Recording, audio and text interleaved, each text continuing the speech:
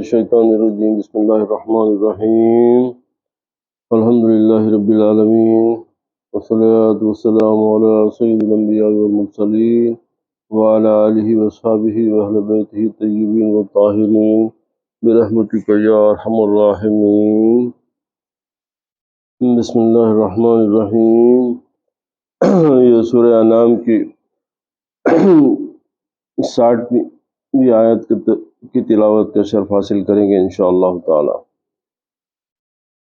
وَهُوَ الَّذِي يَتَوَفَّاكُم بِاللَّيْلِ وَيَعْلَمُ مَا فِي جَرَحَةٍ بِالنَّهَارِ ثُمَّ يَبْعَثُكُم فِيهِ لِيُقْضَىٰ أَجَلٌ مُّسَمًّى ثُمَّ إِلَيْهِ مَرْجِعُكُمْ ثُمَّ يُنَبِّئُكُم بِمَا كُنتُمْ تَعْمَلُونَ۔ اور وہی ہے جو رات کے وقت تمہاری روحیں قبض فرما لیتا ہے، اور وہی ہے جو رات کے وقت تمہاری روحیں قبض فرما لیتا ہے، اور جو کچھ تم دن کے وقت کماتے ہو وہ جانتا ہے۔ پھر وہ تمہیں دن میں اٹھا دیتا ہے تاکہ معینہ میعاد پوری کر دی جائے، یعنی وہ وقت پورا کر دیا۔ پھر تمہارا پلٹنا اسی کی طرف ہے، پھر وہ تمہیں ان سے آگاہ فرما دے گا جو تم کرتے رہے تھے۔ اب اس میں یہاں پر روح کے اقسام کا بیان ہے کہ روح کی قسمیں کیا ہے۔ تو ابن مردویہ کی ایک مرفوع حدیث میں ہے کہ ہر انسان کے ساتھ ایک فرشتہ مقرر ہے جو سونے کے وقت اس کی روح کو لے جاتا ہے، پھر اگر قبض کرنے کا حکم ہوتا ہے تو وہ اس روح کو نہیں لوٹاتا، ورنہ بحکم الہی لوٹا دیتا ہے۔ روح دو قسم کی ہوتی ہے، ایک حیوانی، دوسرے روحانی یا نفسانی۔ رات کو یا نیند کے دوران روح نفسانی جسم سے نکل جاتی ہے، جس کے متعلق اللہ تعالیٰ نے فرمایا کہ وہ اسے قبض کر لیتا ہے۔ اس روح کے جسم سے علیحدہ ہونے کا اثر یہ ہوتا ہے کہ انسان کی سماعت، بصارت اور قلب و دماغ اپنا کام کرنا چھوڑ دیتے ہیں، لیکن حیوانی روح جسم میں موجود رہتی ہے۔ حیوانی روح جسم میں موجود رہتی ہے، جس کی وجہ سے انسان میں دوران خون جاری رہتا ہے اور وہ سانس بھی لیتا رہتا ہے، اور نیند پوری ہونے کے بعد یا سوئے ہوئے کو جگانے سے روح نفسانی بھی جسم میں واپس لوٹ آتی ہے۔ اور ان دونوں قسم کی روحوں کا آپس میں تعلق یہ ہوتا ہے کہ کسی ایک روح کے خاتمے سے، یعنی کسی ایک روح کے ختم ہونے سے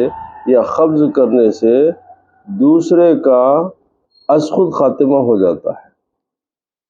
اور انسان پر موت واقع ہو جاتی ہے۔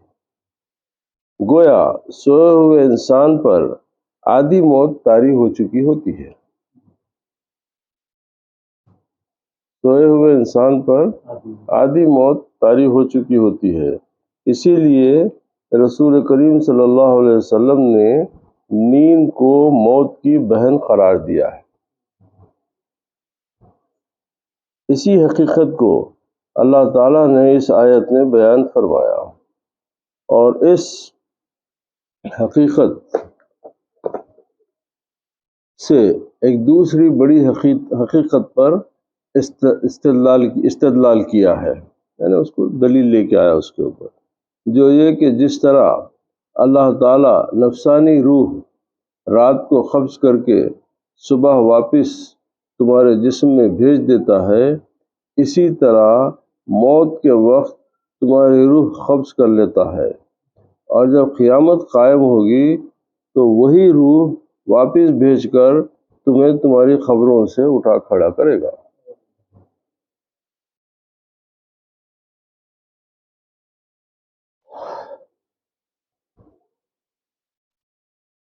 حضرت علی رضی اللہ تعالیٰ عنہ فرماتے ہیں کہ نیند کے وقت روح تو نکل جاتی ہے، لیکن اس کی شعاع جسم میں باقی رہتی ہے، اسی وجہ سے نیند میں خواب دکھائی دیتے ہیں۔ پھر جب وہ جاگتا ہے تو روح آنکھ جھپکنے سے پہلے واپس لوٹ آتی ہے، یعنی خواب میں دیکھنے والی روح انسانی ہوتی ہے، خواب میں دیکھنے والی روح انسانی ہوتی ہے۔ عالم برزخ میں روح حیوانی اس سے جو کچھ حسن و قباح یعنی جو اچھی بری بات ظاہر ہوتا ہے اسے روح انسانی ملاحظہ کرتی ہے، اور روح حیوانی اس روح انسانی کا ظل یعنی اس کا سایہ اور عکس ہے۔ لیکن یاد رہے کہ روح انسانی و حیوانی حکماء کی اصطلاحیں ہیں، یعنی یہ جو ہے جو حکمت والے لوگ ہیں یہ ان کی اصطلاحیں ہیں۔ اہل سلوک جو سلوک کے راستے کے مسافر ہیں، ہر دو کو مطلقاً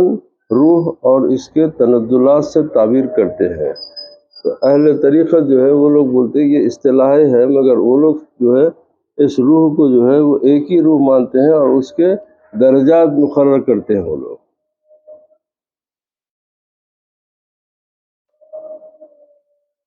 وَهُوَ الْقَاهِرُ فَوْقَ عِبَادِهِ يُرْسِلُ عَلَيْكُمْ حَفَظَةً حَتَّى إِذَا جَاءَ أَحَدَكُمُ الْمَوْتُ تَوَفَّتْهُ رُسُلُنَا وَهُمْ لَا يُفَرِّطُونَ، اور وہی ہے اپنے بندوں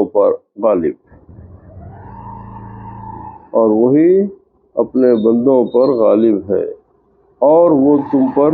نگہبان بھیجتا ہے، یہاں تک کہ جب تم میں سے کسی کو موت آتی ہے ہمارے بھیجے ہوئے اس کی روح قبض کر لیتے ہیں اور وہ خطا نہیں کرتے، یعنی جس کی روح نکالنا ہے اس کی نکالتے ہیں، ان سے کوئی غلطی نہیں ہوتی۔ دن رات کے فرشتوں کے پاس نامہ اعمال ہونے کا بیان۔ حضرت ابو ہریرہ رضی اللہ تعالیٰ عنہ سے روایت ہے کہ رسول اللہ صلی اللہ علیہ وسلم نے فرمایا کہ رات اور دن کے فرشتے تمہارے پاس آتے ہیں، اور فجر کی نماز میں یاد رکھو، اور فجر کی نماز میں اور عصر کی نماز میں وہ اکٹھے ہوتے ہیں، پھر یہ اوپر چڑھ جاتے ہیں، پھر ان کا رب ان سے پوچھتا ہے، حالانکہ وہ ان سے زیادہ جاننے والا ہے، کہ تم نے میرے بندوں کو کس حال میں چھوڑا ہے؟ تو فرشتے کہتے ہیں کہ ہم نے ان کو نماز کی حالت میں چھوڑا، اور ہم ان کے پاس سے آئے ہیں تو اس وقت بھی وہ نماز پڑھ رہے تھے۔ یہ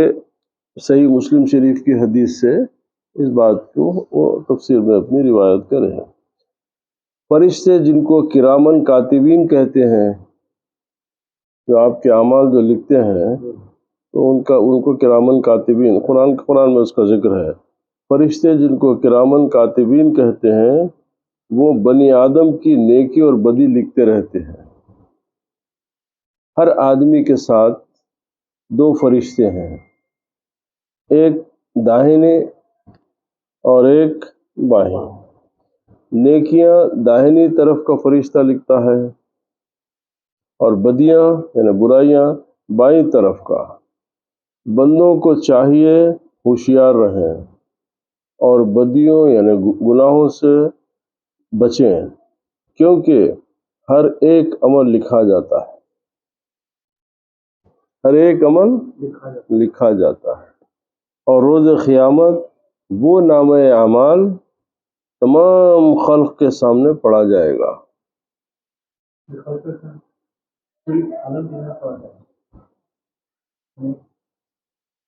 پڑا جائے گا تو گناہ کتنی رسوائی کا سبب ہوں گے،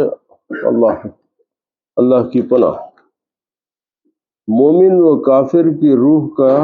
جسم سے جدا ہونے کا بیان۔ روح تو سب کی الگ ہوں گی، اب یہ مومن کی روح اور کافر کی روح جدا ہونے کے بیان کے بارے میں فرما رہے ہیں۔ حضرت ابن عباس رضی اللہ تعالیٰ عنہ فرماتے ہیں ملک الموت کے بہتے مددگار فرشتے ہیں جو روح کو جسم سے نکالتے ہیں، اور حلقوم تک جب روح آ جاتی ہے پھر ملک الموت اسے قبض کر لیتا ہے۔ حضرت ابو ہریرہ رضی اللہ تعالیٰ عنہ سے روایت ہے کہ جب کسی مومن کی روح نکلتی ہے تو وہ فرشتے اسے لے کر اوپر چڑھتے ہیں، تو آسمان والے کہتے ہیں کہ پاکیزہ روح زمین کے طرف سے آئی ہے۔ آسمان والے کہتے ہیں کہ پاکیزہ روح زمین کی طرف سے آئی ہے، اللہ تعالیٰ تجھ پر اور اس جسم پر کہ جسے تو آباد رکھتی تھی رحمت نازل فرمائے۔ پھر اس روح کو اللہ عز و جل کی طرف لے جایا جاتا ہے، پھر اللہ تعالیٰ فرماتا ہے کہ تم اسے آخری وقت کے لیے یعنی سدرۃ المنتہیٰ نے لے چلو۔ آپ صلی اللہ علیہ وسلم نے فرمایا کافر کی روح نکلتی ہے تو آسمان والے کہتے ہیں کہ خبیث روح زمین کی طرف سے آئی ہے، پھر اسے کہا جاتا ہے کہ تم اسے آخری وقت کے لیے سجین کی طرف، یعنی جو پہلا مقام ہے وہ علیین ہے، یہ برزخ کے مقامات ہیں، تو جو نیک ارواح ہوتی ہیں اللہ ان کو حکم دیتا ہے کہ یہ اس کو علیین میں رکھو، اور جو خبیث ارواح ہوتی ہیں ان کے لیے ہے کہ ان کو سجین میں یعنی نیچے درجے میں اس کو رکھ دو، سجین کی طرف لے چلو۔ پھر حضرت ابو ہریرہ رضی اللہ تعالیٰ عنہ فرماتے ہیں کہ رسول اللہ صلی اللہ علیہ وسلم نے اپنی چادر اپنی ناک مبارک پر اس طرح لگائی تھی، کافر کی روح کی بدبو ظاہر کرنے کے لیے آپ نے ایسا فرمایا، یعنی وہ اتنی بدبو، یعنی آپ اپنی چادر سے اپنی ناک ڈھانپ لی ہے، یعنی یہ بتانا چاہ رہے تھے کہ یعنی اس طریقے اتنی بدبودار ہوں گی وہ روح، تو لہذا اس کو بولے کہ اس کو لے آ کے سجین میں رکھ دو۔ یہ بھی جو ہے مسلم شریف کی حدیث ہے۔ ثم ردوا الى الله مولاهم الحق الا له الحكم وهو اسرع الحاسبين، پھر پھیرے جاتے ہیں اپنے سچے مولا کی طرف، سنتا ہے اسی کا حکم اور وہ سب سے جلد حساب کرنے والا ہے۔ اب اس کے بارے میں ہے کہ پھر مخلوق کو اپنے سچے مولا کی طرف لوٹا دیا جاتا ہے جو ان کا حقیقی مالک ہے، خبردار اسی کا حکم ہے جہاں میں نافذ، اور وہ سب سے جلد حساب کرنے والا ہے، یعنی وہ ساری مخلوق کا حساب دنیا کے ایام کے حساب سے نصف دن میں لینے والا ہے، کیونکہ حدیث میں اسی طرح آیا ہے قل من ينجيكم من ظلمات البر والبحر تدعونه تضرعا وخفيا لئن أنجانا من هذه لنكونن من الشاکرین۔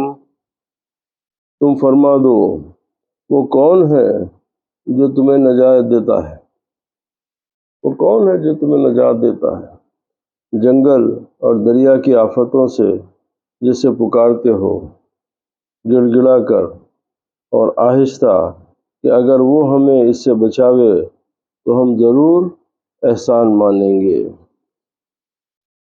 بحر و بر کے مصائب سے نجات دینے والی ذات کون ہے؟ یعنی پانی سے اور خشکی سے اور نجات دینے والی ذات کون ہے؟ تو اس کے اوپر یہ ہے کہ قل یا محمد لأہل مکہ من ینجیکم من الظلمات البر والبحر، اے نبی فرما دیجئے، اہل مکہ سے فرما دو کون ہے جو تمہیں نجات دیتا ہے جنگل اور دریا کی آفتوں سے، یعنی ان دونوں کے اسفار میں آنے والی پریشانیوں کے وقت جسے تم عاجزی سے پکارتے ہو گڑ گڑا کر اور آہستہ کہ اگر وہ ہمیں اس سے بچائے۔ اچھا، ایک اور یعنی ان تاریکیوں اور مصائب سے اللہ سبحانہ وتعالی نجات دینے والا ہے تو ہم ضرور شکر گزار یعنی ایمان لانے والے بن جائیں گے۔ اس آیت کے بیان میں رسول کریم صلی اللہ علیہ وسلم نے فرمایا ہے، قسم ہے اس ذات کی جس کے قبضہ قدرت میں میری جان ہے، کہ کسی انسان کو جو کسی لکڑی سے معمولی خراش لگتی ہے یا قدم کو کہیں لغزش ہو جاتی ہے یا کسی رگ میں خلش ہوتی ہے، یہ سب کسی گناہ کا اثر ہوتا ہے، یہ سب کسی گناہ کا اثر ہوتا ہے۔ جو گناہ اللہ تعالیٰ معاف فرما دیتا ہے وہ بہت زیادہ ہے، جو گناہ اللہ معاف فرما دیتا ہے وہ بہت زیادہ ہے۔ یہ تو تمہارے کو بالکل چھوٹی موٹی گناہوں کا یہ اثر ہے یہ، ورنہ اگر وہ تمہارے گناہ پکڑنے بیٹھے تو تمہارے لیے سانس لینا مشکل ہو جائے، اسی لیے کہ بولے وہ بہت سے گناہ تو وہ معاف کر دیتا۔ اب یہ جو بتا رہے ہیں آپ کے سرکار فرما رہے ہیں کہ یعنی جو لکڑی کے معمولی خراش لگتی ہے یا قدم میں کوئی لغزش ہوتی ہے یا کسی رگ میں کوئی خلش ہوتی ہے تو یہ سب کسی گناہ کا اثر ہوتا ہے۔ اسی لیے بولتے ہیں کہ جب تکلیف ہو تو اللہ تعالیٰ کو یاد کرو، رونے پلانے سے چیخا پکار کر کے جو ہے تکلیف میں پڑے رہنے سے بہتر یہ ہے کہ آپ اللہ تعالیٰ کی طرف رجوع ہو جاؤ، اللہ تعالیٰ سے اپنے گناہوں کی معافی طلب کرو اور اللہ تعالیٰ معاف کرنے والا ہے۔ قل اللہ ینجیکم منہا ومن کل کرب ثم انتم تشرکون، فرما دیجئے کہ اللہ ہی تمہیں اس سے اور ہر تکلیف سے نجات دیتا ہے، تم پھر شرک کرتے ہو۔ دیکھیے، ایک تو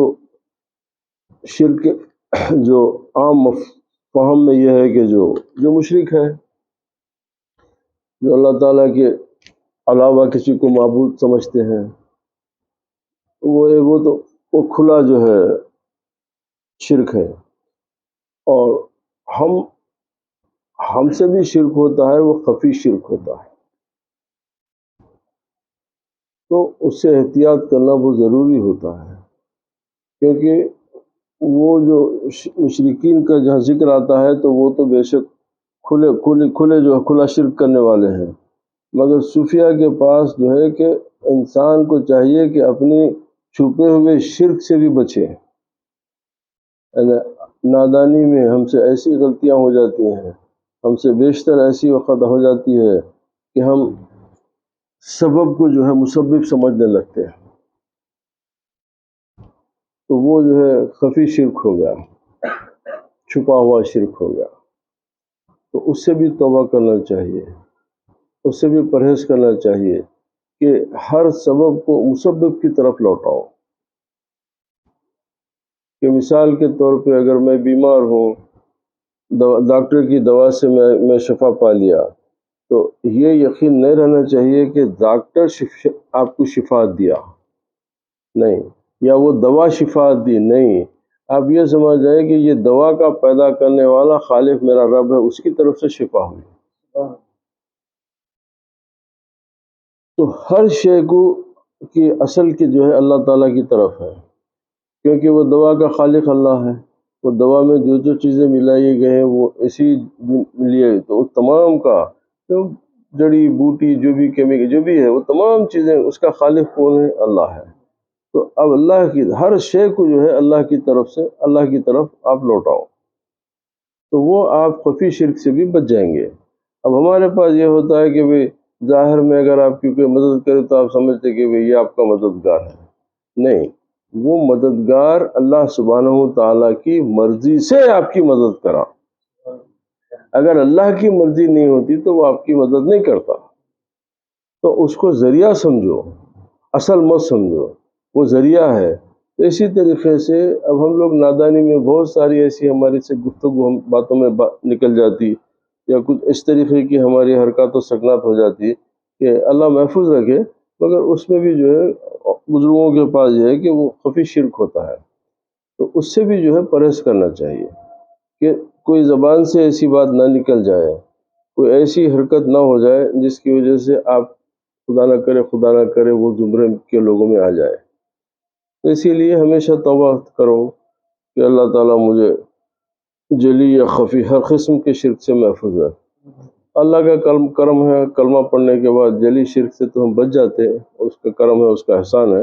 مگر خفی شرک سے ہمیشہ وہ ہمارے ساتھ چلتے رہتا، تو اس کی بھی احتیاط کرنا ضروری ہے۔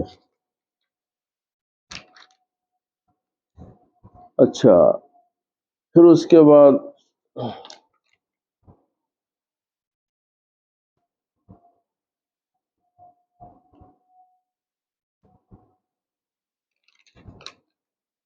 آپ صلی اللہ علیہ وسلم سے فرما دیجئے کہ اللہ ہی تمہیں